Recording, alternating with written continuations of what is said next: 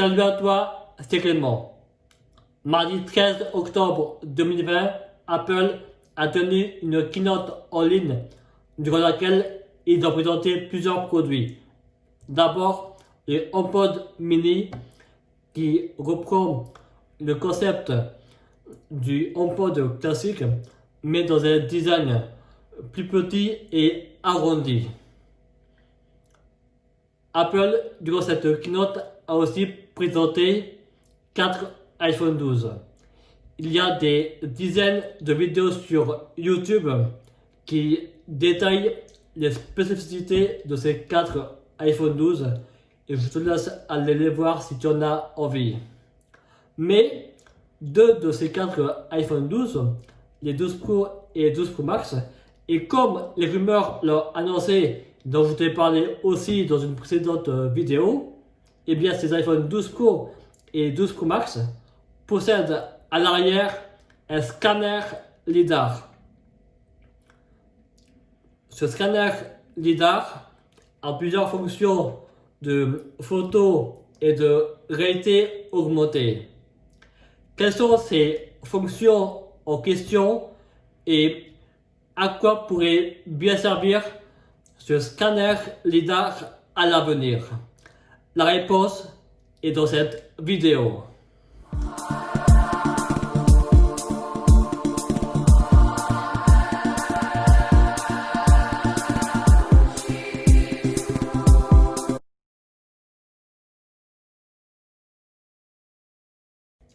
Les iPhone 12 Pro et 12 Pro Max ne sont pas les premiers produits Apple à être équipés d'un scanner LiDAR. En effet, les derniers iPad Pro qui sont sortis en mars 2020 en sont équipés. D'ailleurs, j'ai avec moi un iPad Pro 2020 de 11 pouces et son scanner LiDAR est le point gris que tu vois en bas des deux objectifs photo. Sur ces iPad Pro 2020, le scanner LiDAR est équipé d'un émetteur et d'un récepteur. L'émetteur envoie des points infrarouges vers la scène environnante jusqu'à une distance de 5 mètres. Ces points créent une carte en 3 dimensions de la scène environnante et cette carte est envoyée vers le récepteur. Et toutes les étapes que je viens de te citer sont répétées chaque seconde. Tu as dû remarquer que le scanner LiDAR des iPhone 12 Pro et 12 Pro Max est plus petit que celui des derniers iPad Pro. C'est peut-être parce qu'Apple a réussi à l'optimiser avec notamment le processeur A14 des iPhone 12 Pro et 12 Pro Max, alors que les iPad Pro 2020 sont équipés du processeur A12Z. Sur ces iPhone 12 Pro et 12 Pro Max, le scanner LiDAR, comme je t'ai dit en introduction, apporte plusieurs fonctions de photo et de réalité augmentée. Il apporte 2 fonctions de photo. D'abord, l'autofocus est 6 fois plus rapide par rapport à celui des autres iPhone 12. L'autofocus, c'est le procédé qui permet à un appareil photo de détecter automatiquement le sujet que tu veux photographier. Et le sujet, c'est une personne, un animal ou un objet de la vie réelle, même un paysage. Toujours au niveau de la photo, le scanner LiDAR des iPhone 12 Pro et 12 Pro Max leur permet de prendre des photos de portrait en mode nuit. Les photos de portrait sont des photos où il est possible de prendre le visage d'une personne avec un flou en arrière-plan. Et le mode nuit est une fonction qui permet d'améliorer les photos en situation de basse luminosité. les photos de portrait en mode nuit sont rendues possibles grâce au scanner LiDAR des iPhone 12 Pro et 12 Pro Max qui envoie des points infrarouges. C'est-à-dire qu'il peut aussi envoyer ces points infrarouges vers la scène environnante, y compris dans l'obscurité. Pour ce qui est de la réalité augmentée, Apple n'a pas précisé, mais le scanner LiDAR des iPhone 12 Pro et 12 Pro Max permet d'améliorer deux applications propres à Apple, l'application Mesure et l'application Reality Composer. Comparons maintenant les applications Mesure et Reality Composer avec mon iPhone 11 qui n'est pas équipé d'un scanner LiDAR et ensuite avec mon iPad Pro 2020.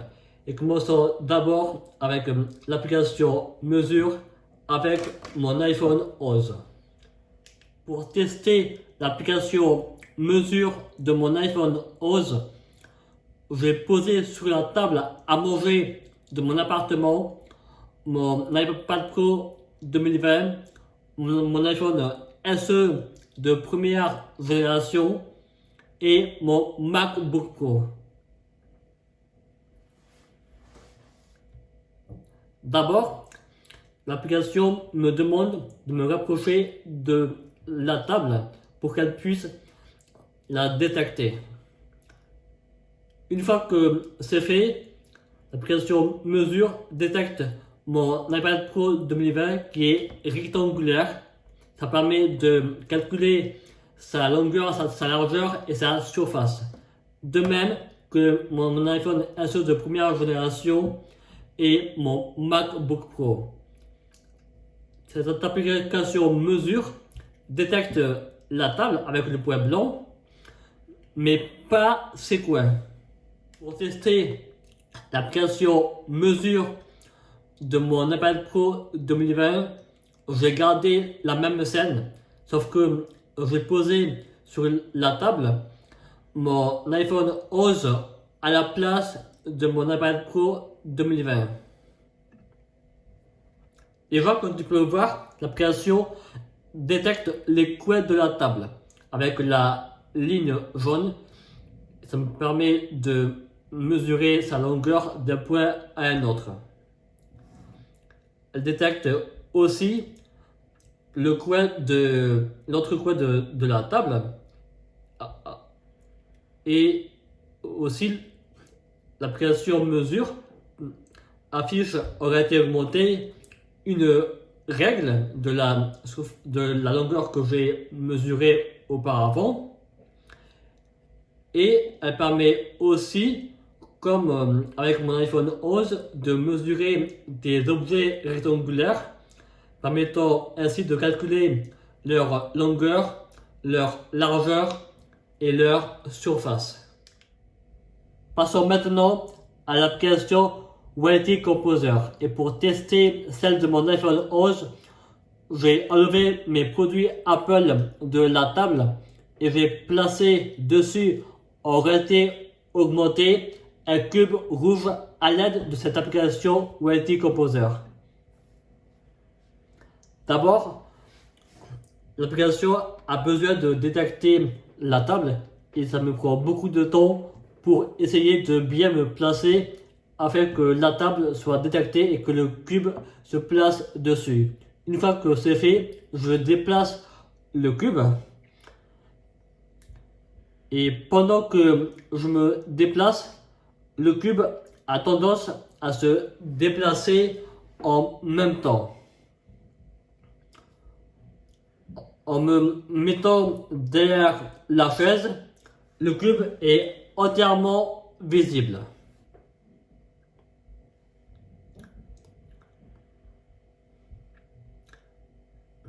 Et en filmant sous la table, de même, le cube est aussi totalement visible.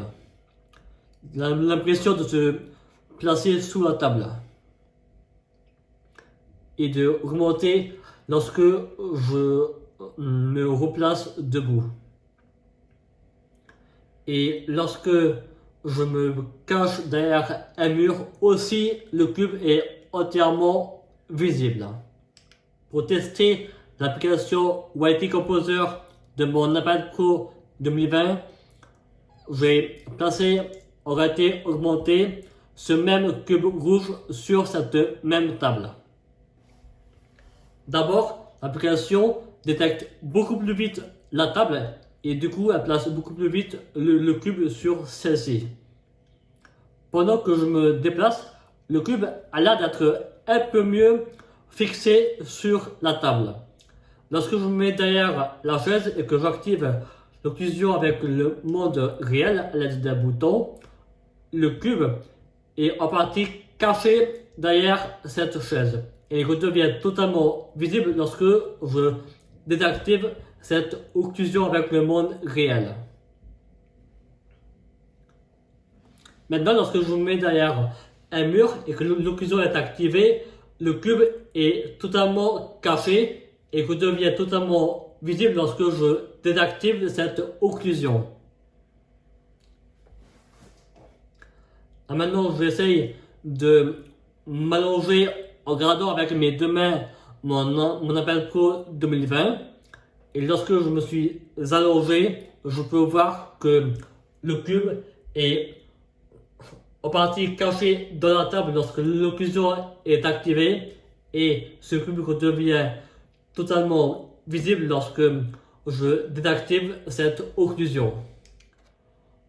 Comme tu l'as vu, le scanner LiDAR de mon iPad Pro 2020 permet d'améliorer les applications mesure et YT Composer. C'est au minimum de ce que devrait donner le scanner LiDAR des iPhone 12 Pro et 12 Pro Max. À l'heure à laquelle je tourne cette vidéo, l'iPhone 12 Pro est disponible à la précommande et il sortira vendredi 23 octobre. Alors que l'iPhone 12 Pro Max, celui que je vais précommander le 6 novembre, sortira le 13 novembre. Et une fois que je l'aurai, je ferai sur cette chaîne en vidéo un comparatif de la réalité augmentée entre l'iPad Pro 2020 et l'iPhone 12 Pro Max.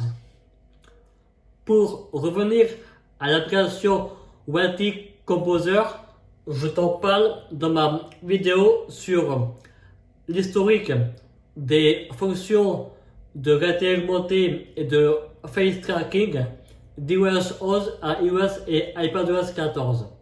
Ça va te permettre de voir cette vidéo si tu ne l'as pas encore vue ou si tu veux la revoir. Aussi, je te ferai plus tard, du moins cette année, sur cette chaîne, une vidéo où je vais te détailler le fonctionnement de l'application YT Composer.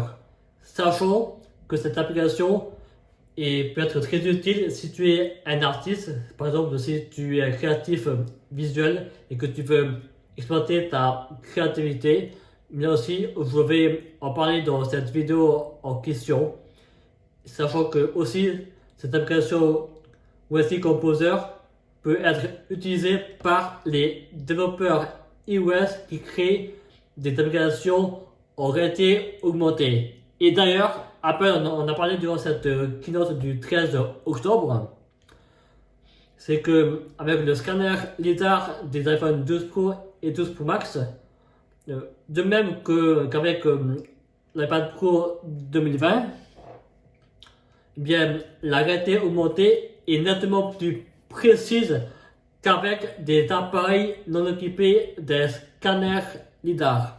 Et la réalité augmentée est utilisable par les développeurs iOS et iPadOS avec les frameworks ARKit et Reality Kit, dont je te parle aussi dans ma vidéo sur la réalité augmentée et le face tracking. Et avec le scanner LiDAR des iPhone 12 Pro et 12 Pro Max, l'occlusion des personnes et la capture des mouvements sont intégrés par défaut, alors qu'avec l'appareil non équipé des scanners LiDAR, le développeur a besoin d'activer manuellement avec des lignes de code cette occlusion des personnes et la capture des mouvements. Aussi, avec un appareil équipé d'un scanner LiDAR, les objets réalité augmentée se placent instantanément sur des objets et surfaces du monde réel.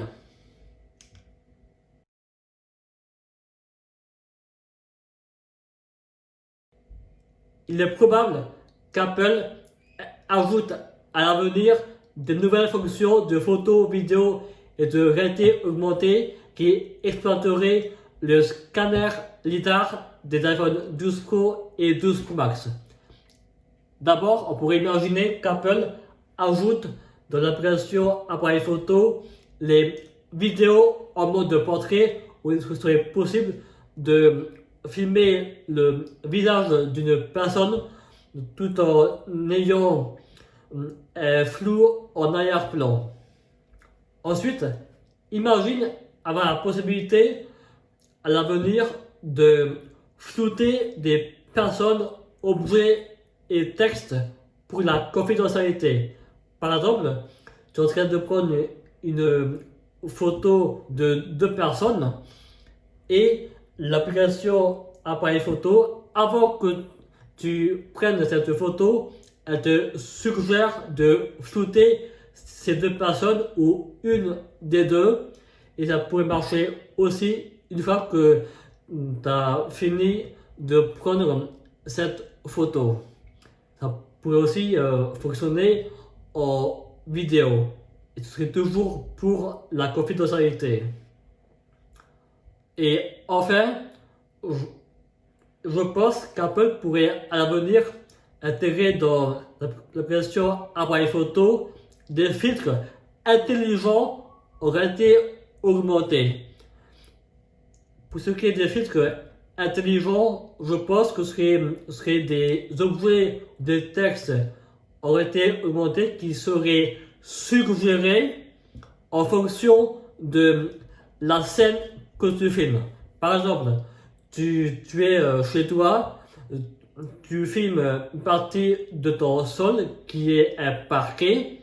L'application te suggère de changer la couleur du parquet ou même d'ajouter en réalité augmentée un calage avec aussi différentes couleurs. Aussi, imagine tu filmes une table et l'application appareil photo te suggère de placer un vase ou une bougie sur cette table. Ça pourrait marcher aussi avec d'autres types d'environnements, que ce soit à l'intérieur ou à l'extérieur.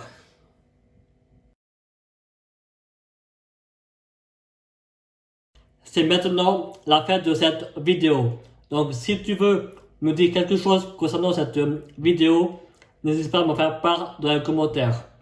Aussi, si tu as des idées de vidéos qui concernent les technologies émergentes en lien avec les outils Apple, par exemple, est-ce que tu connais des applications et jeux iPhone et ou iPad qui ont des fonctions de réalité augmentée? Si c'est le cas, n'hésite pas à me faire part dans les commentaires.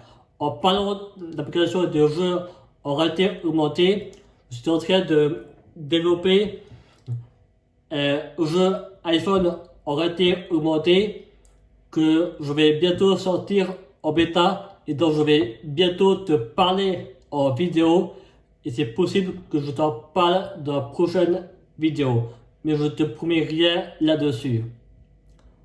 Aussi, je te dis dans cette vidéo que j'en ai précommandé le 6 novembre et recevoir au plus tôt le 13 novembre un iPhone 12 Pro Max pour la réalité augmentée et pour mes vidéos YouTube. Eh bien, je vais aussi précommander le 6 novembre et recevoir au plus tôt le 13 novembre un iPhone 12 mini que je vais acheter en tant que téléphone personnel pour remplacer mon iPhone SE de première génération que j'utilise depuis juillet 2016. Ce qui fait que sur cette chaîne, cette année, je te ferai des vidéos sur des comparatifs de réalité augmentée avec tous mes produits Apple compatibles avec la réalité augmentée. Il y a l'iPhone SE de première génération, celui que je possède, mon iPhone 11, mes deux prochains téléphones, les 12 mini et 12 Pro Max, et mon iPad Pro 2020. Après t'avoir parlé de tout cela, je te dis à plus pour une prochaine vidéo.